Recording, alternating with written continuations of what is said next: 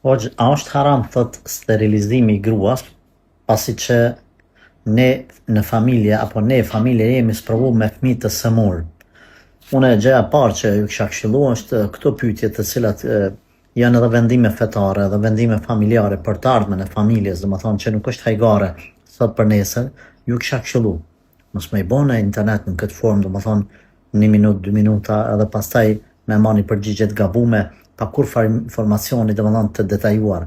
Kjo lyp studim mjekësor, studim fetar, i merr krejt analizat e vërtetën te mjekët specialist, rastin e tjerë, pastaj i dërgohen ato gjëra hoxhallarëve, një hoxhës, 2 ose 3, edhe nalen e studiojnë njerëzit dhe bini vendim.